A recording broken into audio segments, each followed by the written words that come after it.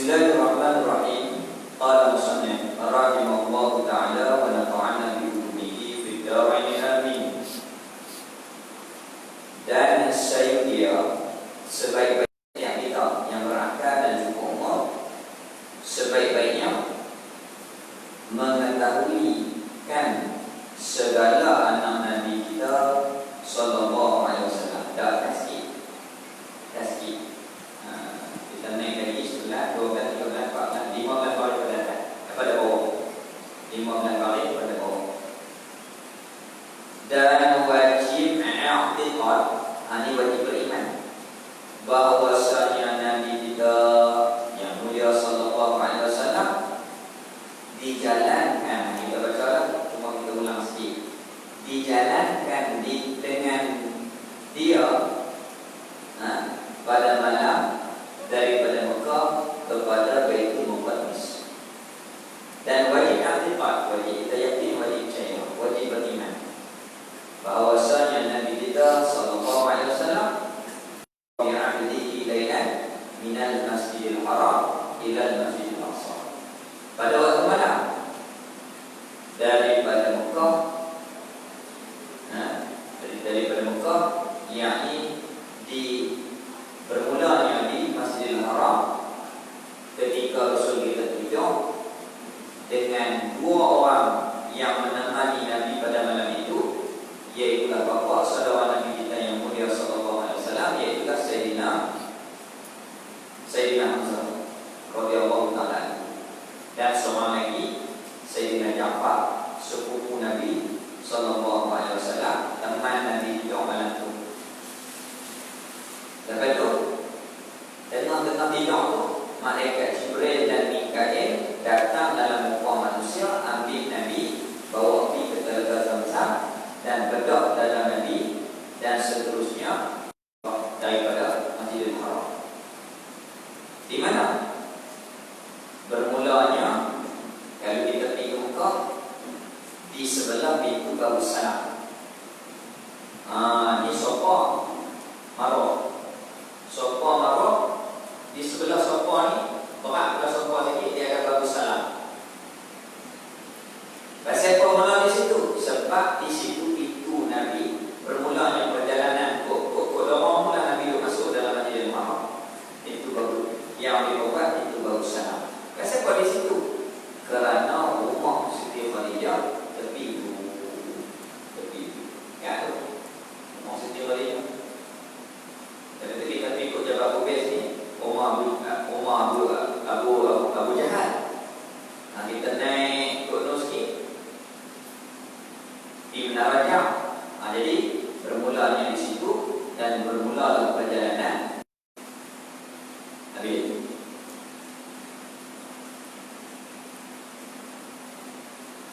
Kepada Baitul Muqaddis di Palestin, ini maklum, dan dinaikkan dia akan Nabi kita kepada segala nabi yang 7, kepada Sidratul Muntaha, kepada kursi, kepada mustawa, dan kepada arash. Ini di bawah jalan Nabi kita untuk memperlihatkan keagungan Allah Subhanahu wa taala, untuk menambahkan lagi yang dikatakan iman kepada Rasul sallallahu alaihi wasallam. Lihat perkara-perkara yang menakjubkan. Tapi Nabi tidak melayan semua perkara-perkara yang takjub itu kerana perjalanan. Mula-mula kita orang-orang dan kita mengaji, kita faham ilmu-ilmu fardu ain, kita pergi kepada satu tahap untuk menaikkan maqam kerohanian kita. Maka kita jumpa guru untuk kita ni ambil yang dikatakan susunan amalan, susunan zikir. Maka ketika itu Allah merubah daripada satu tahap kepada satu tahap kerohanian kita.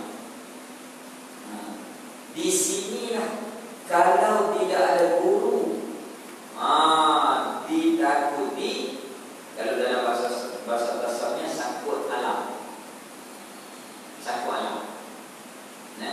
Apa Apabila kerohanian dia connect, maka alam hak sebelah, terutamanya bunian ni, dia suka rapat dengan orang elok. Kadang-kadang dia nampak kita untuk mengingati Allah Subhanahu Wa Taala. Tapi kalau tak ada guru di sini, ini payah. Ini dinamakan pengalaman daripada perjalanan yang ulama-ulama, awliya-awliya tempuhi. Maka dia buat manfaat dekat kita. Kalau sekiranya kita kenal macam tu, kita kena cari guru untuk menyelesaikan masalah kita. Lalu, baik. Jadi Rasul berjalan, diperlihat oleh Allah Ta'ala berbagai perkara-perkara yang menakjubkan. Tapi Nabi tak layan. Perjalanan semata-mata untuk menuju kepada Allah yang Maha Mulia. Untuk tidak gagal di dalam perjalanan itu, maka Rasul kita ditemani. Perjalanan ke arah kerohanian ini pun kita kena ada beberapa syarat dia. Di antaranya guru yang memimpin, di antaranya mujahadah, di antaranya kita ni kena buat latihan yang ditetapkan untuk kerohanian kita ni makin berubah, makin Allah Ta'ala ubah, sehinggalah kepada satu tahap seperti mana yang dikehendaki oleh yang dikatakan perjalanan kerohanian yang disusun oleh pengalaman orang-orang awliya, kekasih-kekasih Allah Subhanahu Wa Taala. Itu dia ada cara-cara dia yang dibentuk oleh pengalaman guru-guru, yang mana mereka dapat macam tu, dia bertuah macam tu, guru ni dapat macam ni, dia bertuah macam ni. Itu perjalanan masing-masing. Baik, kita tengok. Habibuna Mustafa sallallahu alaihi wasallam kepada segala lagi yang tunjuk kepada Sidratul Muntaha, kepada kursi, kepada mustawa dan arash, dan melihat ia yang Nabi Rasul kita akan Tuhannya Jalla wa Ala sebagai lihat yang patut dengan dia dan Allah Subhanahu Wa Taala. Nabi tak boleh cerita macam mana wallahu a'lam keadaan dia lihat tu, tak dapat digambarkan, tak mampu diceritakan. Jadi bagi kita Ahlus Sunnah wal Jamaah, orang yang melihat Allah di atas muka dunia ini hanyalah Rasul kita seorang saja. Lain daripada tu tak ada yang melihat. Barang siapa yang mendakwa lihat Allah dalam keadaan sedang dan dengan mata kepalanya, maka ia itu kufur dengan ijma' Ahlus Sunnah wal Jamaah. Nabi Isa nak lihat pun tak boleh pecah dia kursi. Habis itu. Dan difardukan atasnya atas Rasul dan atas umatnya umat Rasul akan sembahyang yang lima, yakni 5 waktu yang kita berbuat: subuh, zuhur, asar, maghrib, isya. Ini perkara yang diijma'. Ini perkara yang disepakati. Barang siapa yang menolak jumhur daripada ijma' ulama, maka menjadi kufur. Ayat 5 dia kata, ayat 2 kufur. Perkara yang diijma', kalau kita ingkar, boleh menjadi kufur. Sebab apa? Nas yang muhkaman di dalam Al-Quran, aqimus shalah, perkara yang disepakati wa atus sebagai bagi niat seorang. Seeloknya kita ni mengetahui kan segala anak Nabi kita sallallahu alaihi wasallam, dan mereka itu anak-anak Nabi kita yang mulia sallallahu alaihi wasallam 7 orang semuanya. Mana? Yang pertama Sayyidina Qasim, anak kepada Siti Khadijah, dan Sayyidatuna Zainab, dan Sayyidatuna Ruqyah, dan Sayyidatuna Fatimah, Al-Batul, Dia tak pernah keluar darah haid. Siti Fatimah dan Sayyidatuna Ummul Kalsum lakabkan, yakni yang digelarkan kepada Sayyidina Abdullah itu dengan Oi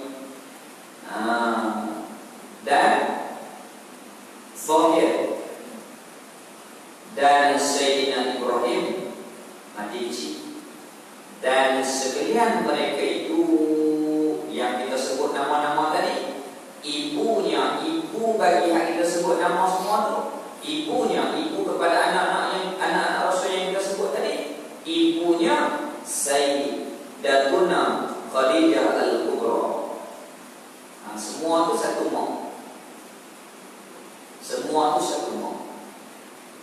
Melainkan seorang ibu lain, Sayyidina Ibrahim, maka ibunya, ibu kepada Ibrahim anak ini. Baik. Tulisannya dia catat di sini dalam penelitian ialah Maria Qibtiyah ni ialah hamba perempuan yang dihadiah oleh kerajaan Mesir kepada Nabi.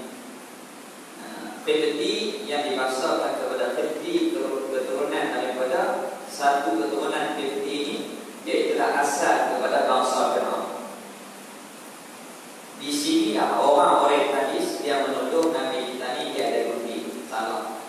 Sedangkan Nabi kita dihadiah dan Nabi kita bernikah dengan yang dikatakan isteri dia daripada Nabi, iaitulah di atas dasar untuk dakwah. Untuk dakwah. Tak nampak macam Nabi ini pernah Nabi kita ni bernikah menolong daripada pihak-pihak janda, dan tujuannya kedua untuk berdakwah. Tujuannya kedua untuk berdakwah. Ini khususnya dari Rasul. Ada hak Rasul wajib buat, kita tak wajib. Kedua, kita tak kena wajib. Macam semayang malam. Nabi, Rasul kita wajib semayang malam. Kita tak wajib. Rasul tak boleh makan zakat. Kita yang daripada bukan daripada Ahlul Bait boleh makan zakat. Begitu juga apa hak yang Rasul dikhususkan untuk Rasul tak boleh untuk kita, dan apa yang kita kena buat Rasul tak. Macam kita boleh makan zakat, Rasul tak boleh. Cuma Nabi wajib semayang malam, kita tak wajib.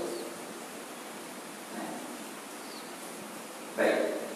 Maka dan bermula, baik, semua anak-anak Rasul ni yang lelaki meninggal ketika kecil.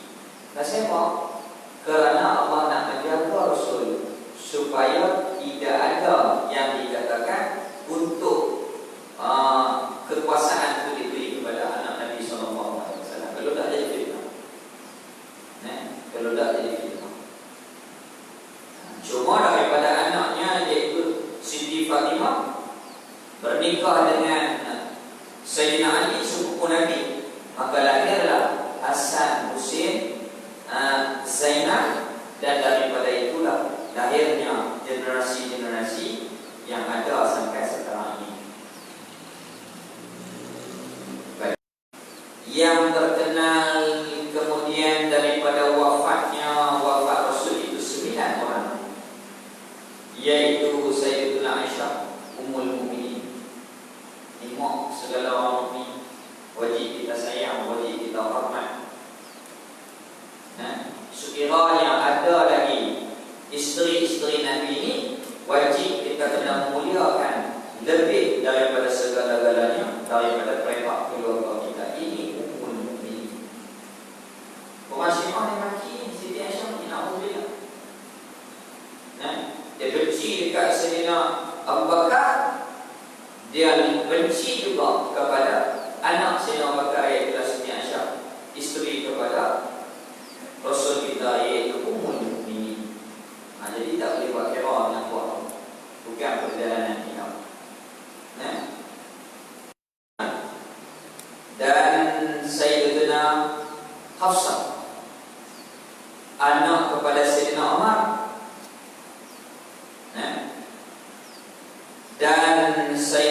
sudah anak Zama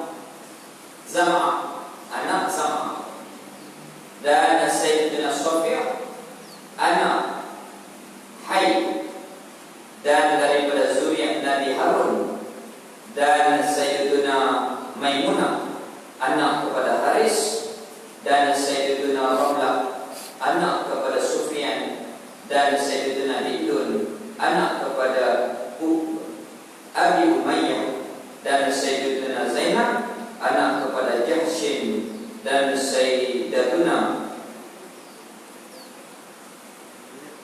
Huwailid anak kepada Huwailid, dan wajib atas mukallaf mengerjakan tiap-tiap yang difardukan atasnya atas mukallaf,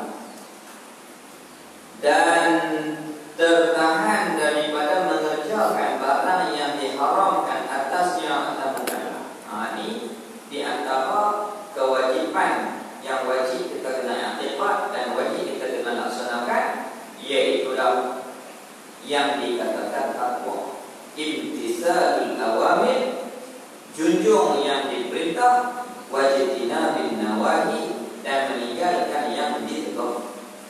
Ini wajib bagi orang yang ada iman.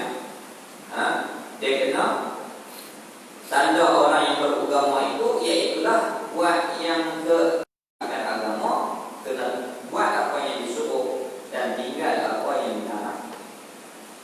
Moga-moga Allah Ta'ala kurniakan taufik kepada kita dan istiqamahkan kepada kita, dan begitu juga ahli keluarga kita, anak isteri, cucu cucu kita, sehingga kita istiqamah dengan menjalankan akan syariat Allah Ta'ala ni sampai kita mati bertemu dengan Allah Subhanahu Wa Ta'ala.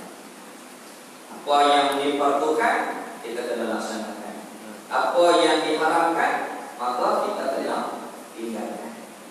Nak tahu hak yang wajib, nak tahu hak yang dilarang, maka berhajat kepada ilmu, terutamanya dalam bab yang berkaitan dengan syariat. Wajib sembahyang, wajib puasa, wajib haji, wajib zakat, wajib bermuamalah cara Islam, munakahat cara Islam.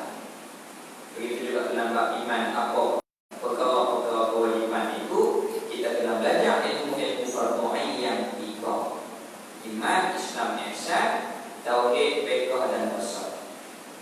Itu tak dapat tidak wajib di atas tiap-tiap kita.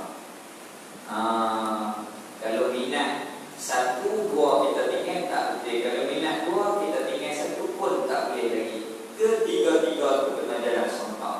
Kena belajar bab iman, Islam, ihsan, tauhid, fiqh, dan ilmu yang berkaitan dengan ilmu tasawuf.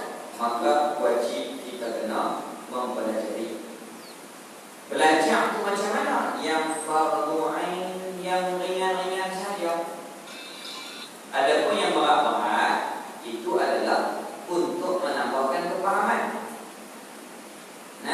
Untuk kita ni menambahkan kefahaman kita, maka ilmu tasawuf itu, macam mana kita nak pegang, macam mana kita nak buat, maka rumusannya diambil daripada Imam Ghazali.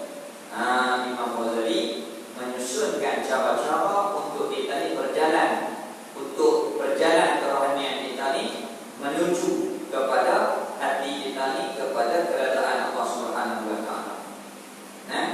Maka kita duduk ambil daripada hadis minggu lepas, itulah kesimpulan daripada kita kena jaga nafsu. Di antaranya kita kena bertaubat, di antaranya kita kena zuhud, di antaranya kita kena ada syukur, di antaranya kita kena ada khauf dan raja, takut dan harap kepada Allah Subhanahu Wa Ta'ala. Apabila takut dan harap, takut itu, tapi apabila jangan kita punya harap, maka kita ni berharap yang tinggi kepada Allah. InsyaAllah selamat, InsyaAllah Allah Ta'ala ampunkan dosa-dosa itu, selamat. Ketika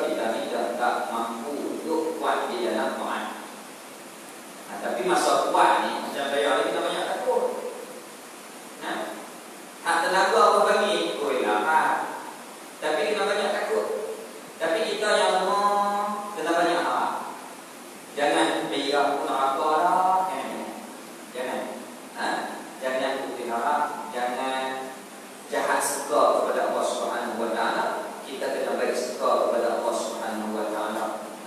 Walaupun dosa kita banyak, kita yakin pintu keampunan Allah taala itu luas.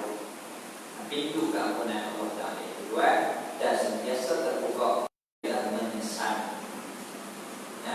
Taubat itu dalam menyesal. Baik. Itu untuk jaga hati. Baik. Hak Syekh Rabi pula dia karang dalam kitab Penawar Bagi Hati macam mana ilmu tasawuf ini dia sebut dalam tu sumber ambilannya daripada Quran dan hadis. Tujuannya belajar untuk menyucikan hati dan jiwa kita. Hukumnya wajib fardu ain. Macam mana nak jaga hati? Maka kena jaga tujuh anggota. Mata kalau buat dosa hati kotor. Mulut kalau kata orang hati gerah. Kaki jalan tempat maksiat hati gerah. Apabila anggota hak tujuh ni melakukan kesalahan, kesannya kepada hati. Itu kewajipan hak kita kena belajar juga. Di samping ilmu yang berkaitan dengan syariat, ilmu mulut, hidung, kaki, tangan, bobok, kemaluan, jaga daripada melakukan perkara-perkara yang diharamkan dan perkara-perkara syubhat untuk menjaga hati. Untuk menjaga hati. Nak tahu lagu mana kata hati lah? Sembahyang ni payah khusyuk. Itu sakit lah. Hospital penuh-penuh sampai nak kaki pun tak ada tempat. Pasal sakit. Jantung, darah tinggi, buah pinggang macam-macam lah. Tapi hal lebih bawah iaitu sakit jiwa, iaitu kerohanian. Tapi klinik-klinik kerohanian kurang. Kelas-kelas pengajian kurang. Maka kita kena cari ubat untuk menawarkan hati kita, iaitulah cara-caranya yang ditulis oleh Syekh Abdul Qadir. Hak tu hak yang asal fardu ain untuk jaga nafsu kita. Untuk kita ni mendidik jiwa kita daripada bersifat dengan sifat manusia kepada sifat Allah. Kalau kita makan banyak, makan minum banyak letih, apabila letih nak enak yang ibadat tak larat. Maka oleh kerana itu kena mujahadah. Riyadhah, latihan. Baiklah, kurang makan, kurang bersembang kepada perkara-perkara lawak, melainkan perkara-perkara ketaatan kebajikan. Kurangkan makan, kurangkan bercakap, kurang tidur, kurang tak tidur. Dan kita ni tidak duduk di dalam majlis yang lawak. Tak duduk majlis lawak, minum-minum kopi. Hati tak jaga. Nauzubillah. Jadi cara kita hati gerak, sebenarnya tak khusyuk satu. Yang kedua, buat dosa tak rasa dosa. Nauzubillah. Ini bahaya, ini bahaya. Buat dosa tak rasa dosa. Kata orang tak rasa salah. Kata dia akan perkara yang tidak sedar. Nauzubillah. Maka oleh kerana itu kena lembut hati kita. Maka kena cari penawar. Apa ubat penawarnya? Iaitu zikir, selawat, mula-mula istighfar, zikir, selawat. Tiga ubat utama ni kena ambil. Taubat, istighfar, zikir, selawat. Di samping apabila makan ubat, kita nak makan. Kalau kena ubat tak pantang sakit, jangan duduk di dalam majlis-majlis yang lama. Itu pantang yang baru sihat. Jadi itu. Maka kita ni minta Allah Ta'ala tunjukkan kita dan dorongkan kita kepada jalan yang diridai oleh Allah Subhanahu wa Ta'ala di dalam kemarau kerohanian kita. Itu dalam bab yang berkaitan untuk jaga hati, bab syariat, bab yang berkaitan dengan iman. Tiga-tiga itu kena jalan sekali. Tiga-tiga itu kena ambil semuanya sekali. Barulah kehidupan kita ni terpancar dengan nur yang dikatakan nur daripada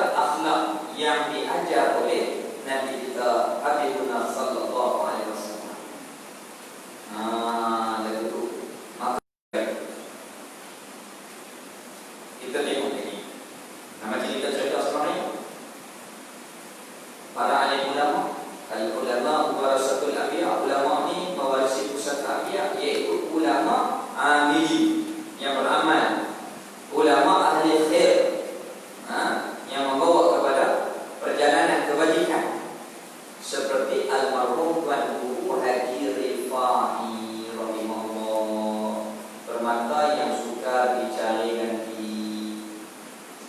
Pada Menteri tak turun lagi, orang nak tarik tak nak ganti. Tok Guru mati tak ada orang ganti. Tok Guru mati tak ada orang ganti. Pada Menteri ramai nak ganti. Tapi kalau ulama mati, tak ada yang mengganti. Kalau yang mengganti pun tidak seperti yang pergi, tak kembali. Ini Bapa Karim dia selalu sebut, saya kata pelan-pelan ini hakikat akhir zaman. Kasirul khutbah wa qalilul ulama. Ramai yang berceramah, tetapi kurangnya, kata Imam Ghazali, yang alim di dalam satu bidang keilmuan. Kuranglah kita. Kalau saya kata macam bintang minyak kan. Kue lama minyak kue tu nak apa dia kata minyak. Lampu tu nak padam tak? Dia kata apa? Jangan timbul. Tolong jaga jangan bagi mati. Akhir zaman kita kena pedok, kena jaga. Begitu juga dia kata macam tu. Hak yang betul di mana? Kue tak kuat yang tahqiq, lagi pula mudakir itu amat Tuhan sekarang ni. Alhamdulillah Bapa ada boleh duk pimpin kita. Alhamdulillah. Ada lagi, bukan tak langsung, ada lagi. Tapi macam Tok Guru Haji Rifai tu, pakai tak ada lah. Untuk masa sekarang di negeri kita, Masya Allah, akhlaknya bukan. Anak murid yang duduk belah-belah tahun di situ, ada yang puluhan tahun. Dia kata kami tak pernah dengar, kami tak pernah tengok Tok Guru jaga orang, kami tak pernah tengok Tok Guru tinggal orang. Habis nak orang dia panggil, jadi jangan buat apa-apa. Tak ada. Jangan buat apa. Jadi kemudian dia berdoa, hatinya menyebarkan akhlak yang dikatakan Nur Muhammadiyah itu kepada mengasihi kepada umat, rahmat untuk memikirkan menyelamatkan umat. Dia baik, itu payah. Itu apa tak nak buat kepada diri dia, nak ganti diri dia tu. Amat payahlah kita nak jumpa. Mungkin Allah Ta'ala bagi nanti. Tapi buat masalah ni macam almarhum tulisan rahimahullah ta'ala. Dulu ni apabila rayuh satu-satu masalah, ingat ni, apabila perhimpunan tu Guru Haji Saleh cakap, maka semua senang ikut. Dia meninggal 4 tahun 2016 sampai 2020. Kita duk suruh untuk buat betul ni. Hak mana boleh ganti apabila bercakap semua orang ikut ni, semua orang patuh, semua orang taat, semua orang ikut ni. Tak import lagi dalam ini telah dibincangkan oleh di dalam perhimpunan. Ada jadi macam-macam haluan. Hak kawan ni buat haluan ni, kawan ni bawa haluan ni, nak satukan untuk satu kata yang sepakat. Semua dalam pondok mereka belum ada lagi. Belum ada. Jadi buat-buat lah. Ni grup ni. Dia macam ni. Baik.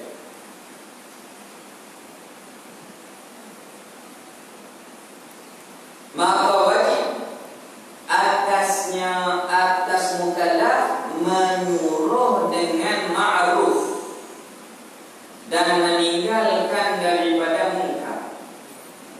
Ini wajib belajar kita.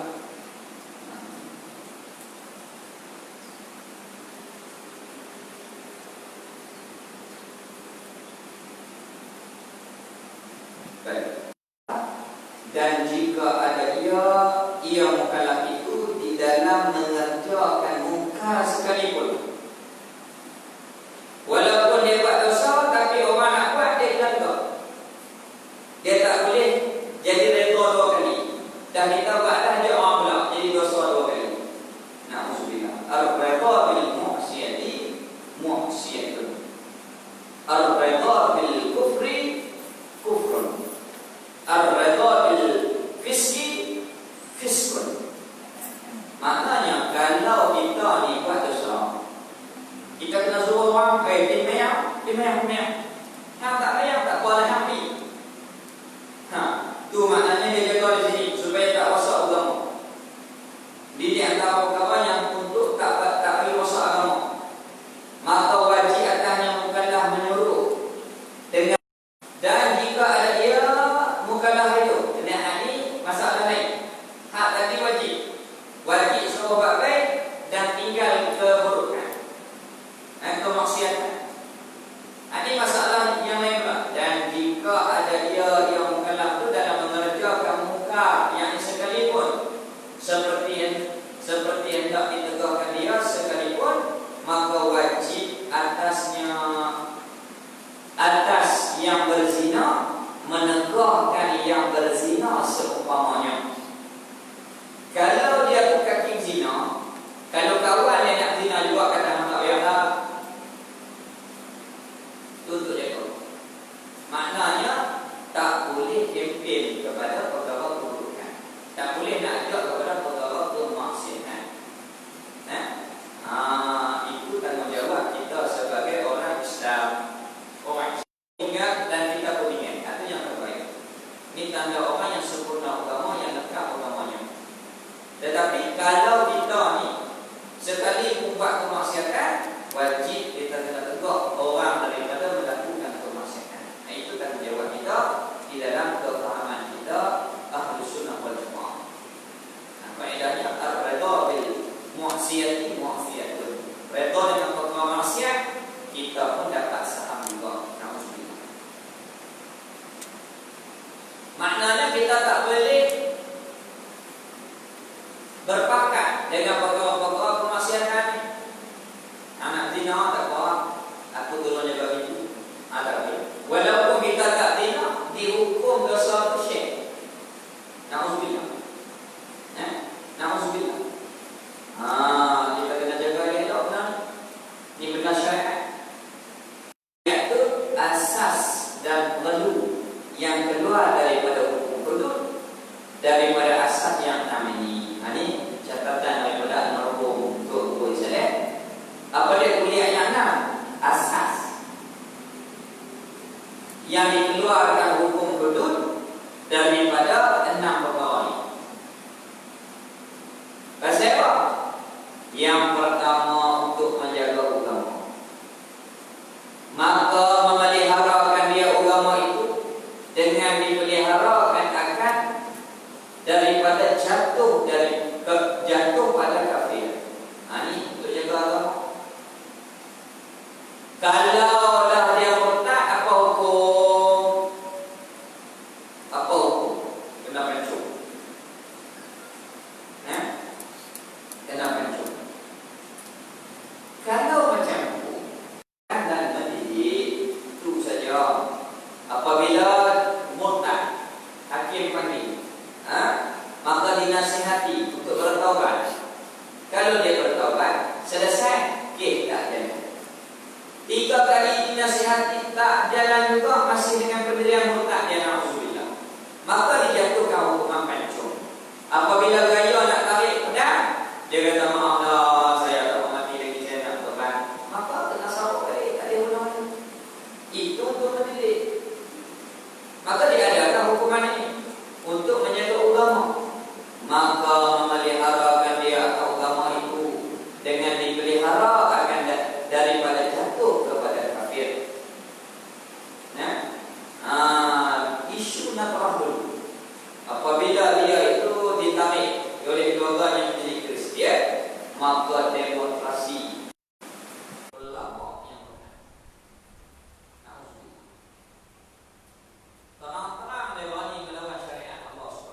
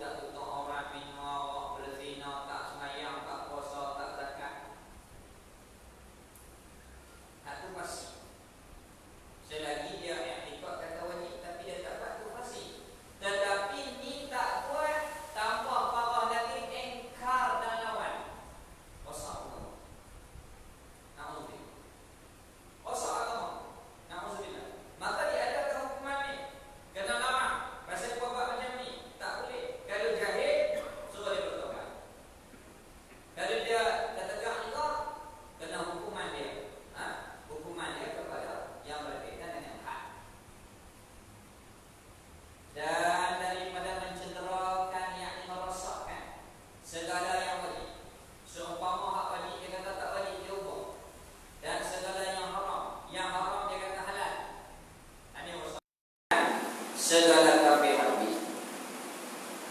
Ini bab lain. Di antara perkara untuk menjaga agama, apabila orang kafir soal, maka kita wajib tahan supaya tak bagi rosak agama. Ini bukan sampai masa dia lagi. Tapi kalau sampai masa, kita tak boleh lari daripada medan ini. Kalau lari dosa. Kalau lari dosa. Contohnya kita tengok orang kafir Mesra. Maka ketika itu wajib kita mempertahankan agama, yakni kita kena mempertahankan diri. Wajib. Ini ada satu cerita untuk Islam yang dia orang dulu ni, dia orang mendapat kefahaman agama dengan dimulai, tapi tak mau mati dengan dimulai. Dia ambil nampak apa, tengok dia dari mati saja. Oleh kerana jahil, juga Allah Ta'ala ampunkan. Sepatutnya biar jemput tengok mati syahid, dapat pahala syahid. Ini dia minta senapang kali pun dia tengok dia. Salah. Itu maknanya wajib kita ni menjaga agama. Apabila kafir harbi menyerang, maka kita ni kena mempertahankan diri. Ini tak sampai apa? Kerana memeliharakan agama itu disyariatkan, termasuk juga dalam menjaga agama, iaitulah wajib juga memerangkan segala kafir harbi. Apabila reformasi Islam dia musuh dengan Islam, dia Islam, wajib kita tahan diri kita, tahan agama kita, niat tahan agama kita. Kalau mati syahid, dapat kelebihan. Habis itu, itu orang bukan Islam dia takut apabila perang dulu. Kerana orang Islam ni orang dia tak takut mati. Pasal apa?